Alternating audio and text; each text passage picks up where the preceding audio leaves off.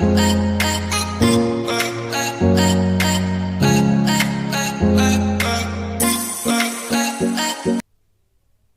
Back friends, this is Deepak Dhyani. आज की video में हम डिस्कस करने वाले हैं पाइथन के ऑपरेटर्स। ऑपरेटर्स क्या हैं? Operators are used to perform operations on variables and values. किस पे ऑपरेशन करते हैं? वेरिएबल पे या वैल्यूज पे। सपोज आपका ए वेरिएबल है प्लस बी, तो यहाँ पर ये जो प्लस है ये ऑपरेशन कर रहा है एडिशन करने का ए और बी पर। ठीक है, तो अगला हम पढ़ते हैं टाइप्स ऑफ ऑपरेटर। कितने टाइप के ऑपरेटर्स अवेलेबल हैं पाइथन में?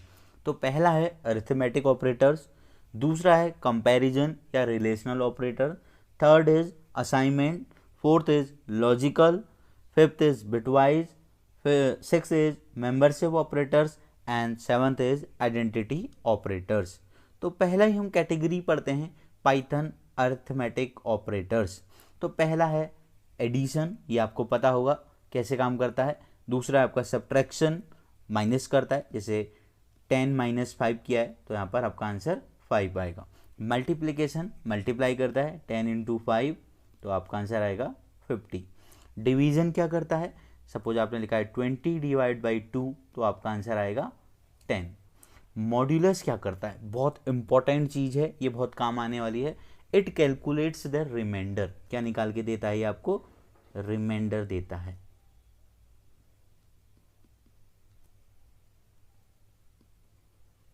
ठीक है, जैसे आपने लिखा है 11 मॉड्यूलस 5। ठीक है, तो 5 × 2 = 10, बचा कितना? 1, तो ये आपको रिमाइंडर बताता है। एक्सपोनेंट, जैसे एक्सपोनेंट इसका मतलब होता है 2 की पावर 3।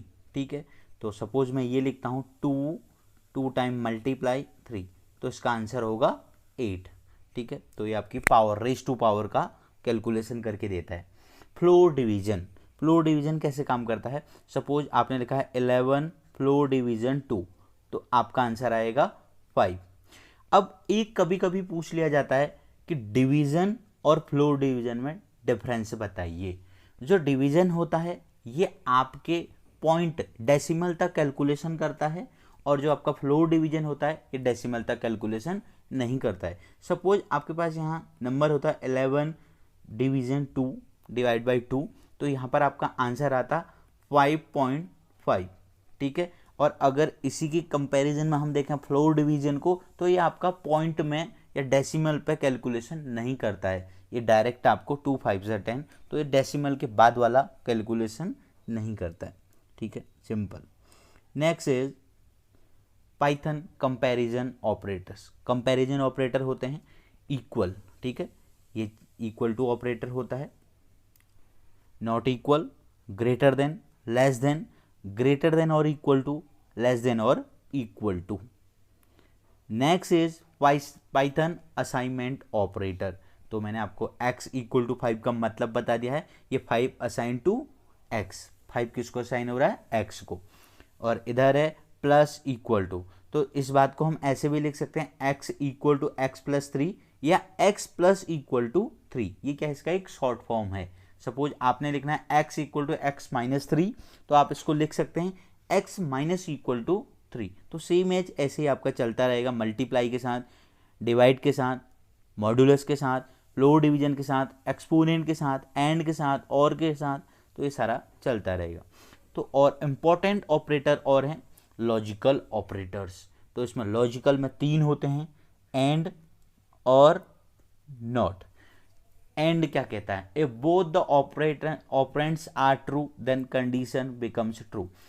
एंड आपसे कहता है कि all the given condition are true. जितनी भी आपको कंडीशन दी गई हैं वो क्या होनी चाहिए? ट्रू होनी चाहिए, तब आपका कंडीशन या जो आपका स्टेटमेंट है वो एग्जीक्यूट होगा। और क्या कहता है? अगर कोई एक स्टेटमेंट भी आपका ट्रू होता है तो आपका स्टेटमेंट एग्जीक्यूट हो जाएगा, और नॉट तो बिल्कुल रिवर्स होता है।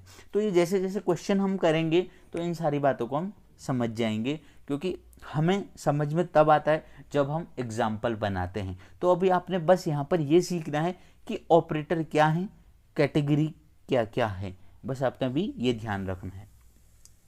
Python bitwise operators. तो बिटवाइज में एंड होता है, और होता है, एक्सॉर होता है, नॉट होता है, जीरो फिर लेफ्ट शिफ्ट होता है, साइन राइट शिफ्ट होता है। पाइथन आइडेंटिटी ऑपरेटर्स इज और इज नॉट, इसको भी हम देखेंगे आगे। मेंबरशिप में होते हैं इज और इज नॉट, ठीक है।